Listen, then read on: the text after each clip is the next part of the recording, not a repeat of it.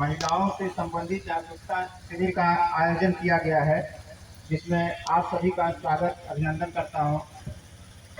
आज एवं POCSO act न्यायाधीश के पद पर भी जिला न्यायालय में कार्यरत है आप, और उसके अतिरिक्त जिला श्रीमती अनारकली से आग्रह है कि अध्यक्ष महोदय का माल्यार्पण कर स्वागत करें।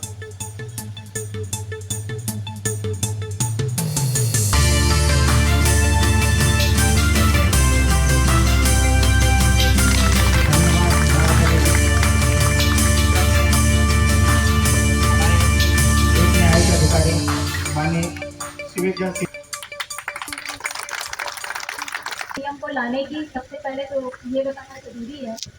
तो घरेलू हिंसा का अर्थ ऐसा, हिंसा जैसे आप समझ रहे हैं, हिंसा शब्द से ही पता है कि किसी के ऊपर किसी भी प्रकार से किसी को आघात पहुंचाना, चाहे वो शारीरिक हो, मानसिक हो, लैंगिक हो, किसी भी प्रकार से होगा उसको आहत करना। और घरेलू हिंसा वो जो आपके घर के अंदर होगी, कोई भी पुरुष या उसका रिश्तेदार किसी महिला से जो कि उसकी किसी भी प्रकार से संबंधी हो, चाहे वो माँ हो, बहन हो, बेटी हो, केवल पत्नी की ही बात नहीं है, वो किसी भी महिला के लिए ये अधिनियम लाया गया है कि उसको जागरूक बनाया जा सके। खुद आपके बच्चे इतने अशिक्षित हो जाएंगे कि उनके साथ कुछ होगा तो उन्हें नहीं पता चलेगा कभी करना क्या है। महिलाओं का समाज में आना बहुत जरूरी है। हमारे कोर्ट साहब ने पूछा कि ऐसी कोई महिला बैठी है जिसके हाथ में उसके परिवार का लगाम नहीं है। सब ने कहा कि हाँ है। तो लगाम जब है आप में, तो आपको उस प्रकार से लीडर भी बनना पड़ेगा, समाज में आगे आना पड़ेगा। आज की गोष्ठी का, आज के सम्मेलन का सबसे अच्छा उपयोग यही होगा कि आप इन बातों के प्रति सजग रहें, जागरूक रहें। और गवर्नमेंट, आप ही मत सोचिए कि हर चीज़ में आपको पैसा देना पड़ेगा। कोई विवाहिता बच्ची है, उसके पति उसका ध्यान नहीं दे रहे हैं, आप पति से खर्चा ले सकती हैं। कोई बच्चा है, उसके पापा शराब पी रहे हैं, उसका देखभाल नहीं कर रहे हैं, आप वहाँ पे खर्चा ले सकती हैं। आप पढ़ाई आपको नहीं मिल रही, आप पढ़ाई पा सकती हैं। आपके घर में कोई अच्छा बच्चा है, छोटा बच्चा है, या फिर छात्री है, उसको वो माँ बनने वाली है, उसकी दवा की आवश्यकता है, उसके खाने की आवश्यकता है, आप ब्लॉक में आइए। ब्लॉक हमारे वीडियो साहब बैठे हुए हैं, यहाँ पे आपको सारी तरह की सहायता मिल जाएगी। नहीं सहायता मिलेगी तो आपको सलाह मिलेगा कि आप क्या करें।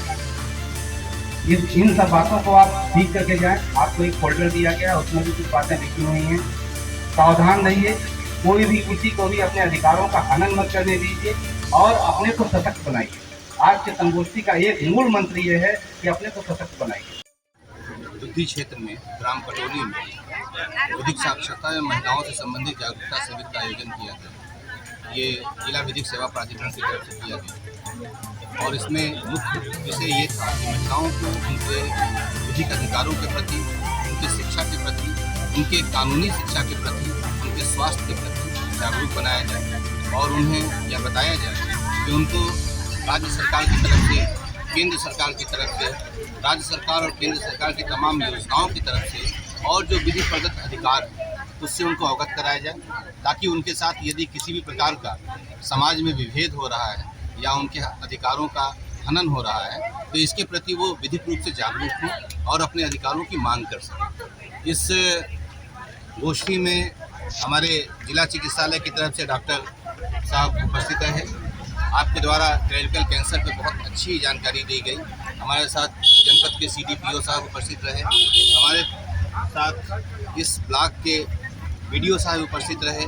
इस क्षेत्र के हमारे पुलिस उपाधीक्षक महोदय अपनी समस्त नागरिक पुलिस की टीम के साथ उपस्थित रहे और इस मौके पे पुलिसकर्मी, नागरिक पुलिसकर्मी, स्वास्थ्य विभाग से संबंध रखने वाले लोग, बाल कल्याण से संबंध रखने वाले लोग, कानून से संबंध रखने वाले लोग, हमारे जो अधिवक्ता समाज है, श्री रोशन लाल जी, मैडम शाइना और सत्यरमण त्रिपाठी जी, हमारे शशांक साहब, आप सब लोगों ने भी सबको प्रोत्साहित किया और उनको उनके अधिकारों के प्रति सजग किया और सचेत किया। हमें उम्मीद है कि इस प्रकार के कार्यक्रमों का समाज पे व्यापक प्रभाव पड़ेगा और महिलाओं की सशक्तता अवश्य में होगी इससे, और इस प्रकार के इस कार्यक्रमों की और भी ज़्यादा प्रचार प्रसार किया जाएगा। संबंधित बातें हो रही थी, उसमें व्यक्तिगत स्वच्छता की बात हो रही थी। तो व्यक्तिगत स्वच्छता के लिए स्कूलों में बच्चियों को जो उनकी उम्र ज़्यादा हो गई है, उनके लिए पैड की व्यवस्था सरकार के स्तर से की जाती है और वहाँ पे सप्लाई होती है, दोनों बच्चियों को दिया जाता है। और ग्रामीण स्तर पर इसकी व्यवस्था आशा आपके बीच बैठी हुई है, इनके द्वारा और कुछ पीयर एजुकेटर्स एक सिस्टम डेवलप किया गया है, जिसमें उन बच्चियों को जो स्कूल नहीं जाती है उनके लिए उनको बुला कर उनकी मीटिंग कराना, उनको सारी जानकारी देना, उनको पैड उपलब्ध कराना। इसके लिए आप अपनी ANM जो यहाँ पे केंद्र में है उनसे मिलेगी, अपनी सेक्रेटरी आशा मैडम से मिलेगी, तो आपको सारी जानकारी वो देंगे। और उसके बाद आगे जब ये चीज़ें आती रहती हैं और वितरित होती रहती हैं, अभी होगा तो वो बताएंगे, नहीं होगा तो कब आएगा, कैसे होगा, कैसे वितरण होगा, इस संबंध में वो लोग जानकारी देंगे। लेकिन बच्चियों को कभी भी वो घर में रखे हुए पुराने कपड़ों को न दें, उनको इस्तेमाल करने के लिए हमेशा सैनिटरी पैड की व्यवस्था करके उनको, और वो सरकार के स्तर से इस तरह से मिल रही है। तो शिक्षा के लिए स्कूल जा रही बच्चियाँ उनके लिए ये सिस्टम है, और जो नहीं जा रही उनके लिए अब आप लोग इसका ध्यान। और ये बीमारी अधिकतर होती है, सर्वाइकल कैंसर के केसेस देखे गए हैं 40 साल की उम्र के बाद।